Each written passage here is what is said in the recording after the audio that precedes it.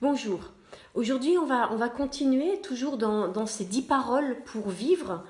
Euh, et aujourd'hui, j'aimerais nous parler des deux points suivants. Je les ai mis ensemble parce que j'avais envie de nous faire sentir que ça pouvait peut-être aller ensemble. On va voir si ça marche. Voilà. Tu ne commettras pas d'adultère et tu ne voleras pas. Pourquoi est-ce que j'ai mis ces deux choses ensemble? Euh, je crois qu'il y a un premier niveau qui est assez facile. Dans commettre l'adultère, il y a l'idée que, au fond, je prends le conjoint d'un autre pour moi. Voilà. Et dans cette idée de prendre le conjoint d'un autre, il y a deux choses qui sont choquantes. La première, c'est que l'autre est un objet. Je prends un objet. Je considère la personne comme quelque chose que je peux prendre pour me l'approprier à moi. Et l'autre, et ce qui va avec dans le vol, c'est que le vol, c'est que pareil, je prends quelque chose pour me l'approprier à moi. Il y a quelque chose d'important dans l'adultère, c'est la déshumanisation de l'autre, quel que soit l'autre. Que ce soit mon conjoint que je trompe, c'est-à-dire que j'ai plus d'estime pour lui finalement, mais que ce soit aussi l'autre avec qui je trompe, c'est-à-dire quelle estime je peux avoir pour quelqu'un que je mets dans cette situation-là. Vous voyez, il y a quelque chose qui relève de rendre une personne, d'en faire un objet. Je le prends parce qu'il va me remplir d'amour et je jette celui que j'ai actuellement parce qu'il ne me remplit pas d'amour. Vous voyez, il y a une espèce de commerce là autour de la personne. Je prends, je jette, je garde pas, ça me plaît plus, voilà. Et ça, c'est problématique dans la Bible parce que la Bible va poser un interdit et l'interdit du meurtre va relever de la même chose. Hein. Tu ne tueras pas, et c'est ce qu'on a vu hier. Tu ne tueras pas, non tuer. Là, c'est non faire l'adultère, non voler. Ces choses-là vont ensemble quelque part parce qu'elles disent toutes ces choses, pardon, quelque chose qui relève de c'est qui l'autre pour moi? Voilà, c'est qui l'autre? C'est qui mon prochain? Est-ce qu'il est quelque chose, et pas quelqu'un, qui est là pour me permettre de me réaliser? Est-ce qu'il est quelque chose qui est là pour me permettre d'accéder, moi, au bonheur ou à je sais pas quoi? C'est quoi? C'est qui l'autre? Et quand on bascule à c'est qui l'autre, tout d'un coup, il y a quelque chose qui se passe de différent. Parce que si je dis c'est qui l'autre, ben naturellement, presque dans le même mouvement, dit c'est qui moi?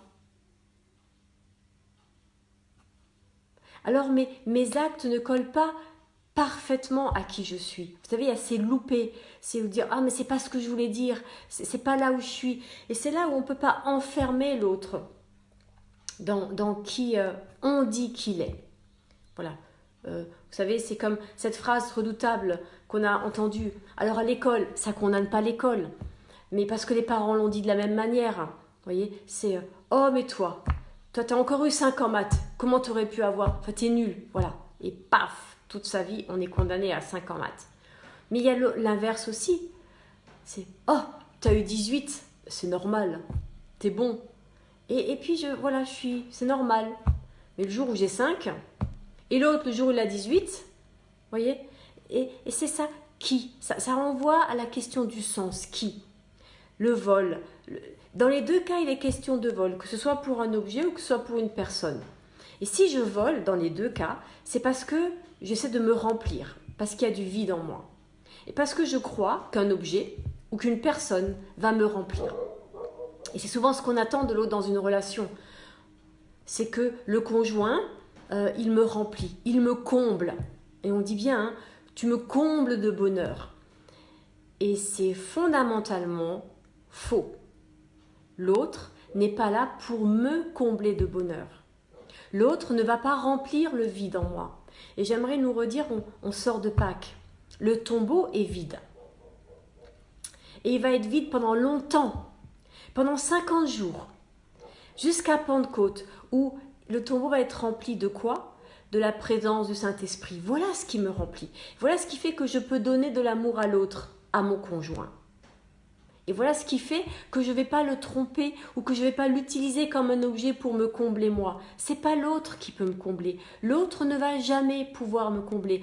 Un objet ne va jamais pouvoir me combler. La dernière Ferrari ou la dernière montre Rolex ou la dernière... en ce moment, la mode chez les riches, de ce que j'ai appris, c'est les Range... Non, c'est les Range Rover, je crois. Enfin, je ne sais plus. Ça ne va pas me combler. Et toutes ces choses ne vont pas me combler. Elles ne vont pas me combler. Il y a ce vide en moi.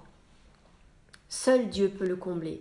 Mais, attention à basculer dans une extrême et à être trop spirituel. Oui, oh oui, le Seigneur m'a rempli de son esprit, je suis comblé, j'ai besoin de rien. Ben non, c'est pas vrai. C'est pas vrai. J'ai des besoins, tant physiques que vestimentaires que matériels. La question, c'est que j'ai pas besoin d'avoir une armoire où il y a 53 paires de chaussures. Clairement, c'est pas un besoin. Voyez, c'est là où il y a de l'équilibre à remettre. Clairement, j'ai besoin d'avoir un conjoint dans ma vie. J'ai besoin de tendresse. J'ai besoin de quelqu'un qui me prend dans les bras. Clairement. J'ai pas besoin d'avoir 10 amants pour ça. Clairement aussi. Vous voyez où se joue l'équilibre? Clairement, j'ai besoin d'une voiture. Après que ce soit une Ferrari, une Lamborghini, ou une Renault, ou une voiture d'occasion, ou une voiture neuve, ça va dépendre de mes moyens. Ça va dépendre d'un objectif. Et dans ce temps où on parle de déconfinement, de reprendre le cours d'une vie et surtout de reconsommer, il ne s'agit pas de dire on ne va plus consommer. Non, ce n'est pas vrai. Mais on va consommer autrement. Voilà, c'est autrement. C'est ce autrement qui importe. Alors, petit à petit, les choses se remettent en route. Petit à petit, après le tombeau de Pâques, les disciples sont remis en route. Mais autre chose s'est passé. Vous savez, dans une vidéo précédente, je dis à Pentecôte, tout sera fini. Ça ne veut pas dire, c'est ni spirituel ni matériel. Ça ne veut pas dire que le jour J de Pentecôte, c'est-à-dire le 30 mai, on sort de nos maisons et on reprend des cultes. Je ne sais pas.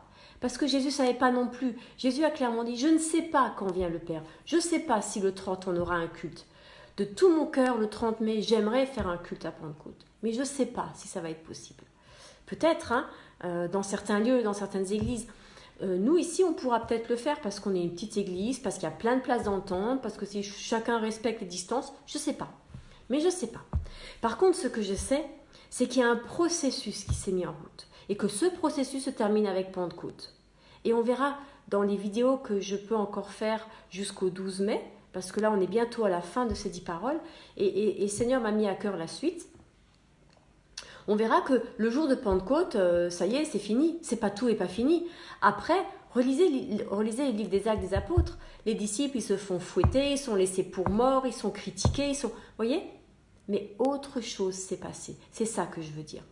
Autre chose est en train de se mettre en place. L'économie va reprendre, ça va tirer dans tous les sens, mais autre chose est en train de se passer. Dans nos cœurs, au fond de nous, on consomme autrement. Alors, ce temps de confinement, c'est comme ça. C'est un oignon. Je suis l'oignon. Et dans ce temps de confinement, le travail de Dieu, c'est d'enlever la première couche. Et on a eu le temps d'enlever des couches. Puis là, tout d'un coup, vous voyez, ça devient plus difficile. Voilà. Et Dieu continue d'enlever les couches. Mais on voit déjà que quelque chose, un germe est déjà là. Le germe est déjà là. Et ça, Dieu va vouloir le protéger. Il va vouloir accéder au germe. Et vous voyez, jusque-là, c'est facile. Je l'enlève avec les mains. J'ai envie presque de dire ça, c'est le péché. C'est les choses visibles qui s'enlèvent facilement. Puis là, ça se complique. J'arrive plus. Ah, là, il y a encore une couche. Mais vous voyez, je commence à forcer. Voilà, je peux encore enlever une couche. Et puis, mais là, c'est fini. Voilà. Alors, on en est peut-être à différents points de notre vie, de cet oignon. Et c'est bon, un oignon. Que ce soit cru, une salade d'oignon, on peut faire des tartes, des soupes. Vous voyez? Mais ça va se travailler. Mais pour ça, il faut accéder à l'intérieur. Alors, il va falloir changer d'équipement. Là, j'ai pris un grand couteau. Et ça, c'est lié au fait de quoi est-ce que je me remplis dans ce temps où Dieu me déshabille. Vous vous rappelez, j'ai fait toute une série de vidéos sur le fait que Dieu nous met à nu. Mais Dieu va plus loin que nous mettre à nu. Parfois, il va nous blesser. Il va couper des choses qui servent à rien. Ça sert à rien. Ça a servi, ça a été bon. C'est pas du péché qu'il enlève là. C'est une chose bonne, mais qui sert plus. Et puis, là, le travail naturel, c'est on coupe en deux. Sauf que si je fais ça, je tue le germe. Alors Dieu, il va pas faire ça. Dieu va prendre le couteau et il va juste faire ça. Faire une blessure. Dieu va me blesser au travers des circonstances. C'est pas quelque chose de spirituel, c'est au travers des circonstances. Ça peut être perdre mon travail, perdre mon conjoint, perdre un enfant, perdre. Et une couche est enlevée. Et puis, on n'est toujours pas là où Dieu veut y arriver. Alors il va encore blesser, mais il change d'endroit. Ça va être autre chose. Perdre peut-être ma situation financière, mes sécurités. Vous voyez ? Et je me sens de plus en plus fragile. Et là, la question qui vient presque naturellement, c'est Seigneur, mais tu veux en venir où? Seigneur, mais arrête-toi! Et Dieu, non, il continue. Et le confinement continue. Voilà, tout le monde ne va pas sortir. Mais est-ce que vous voyez où on arrive? Est-ce que vous voyez ce que Dieu veut préserver? Dieu veut préserver le bulbe. Dieu veut préserver la vie.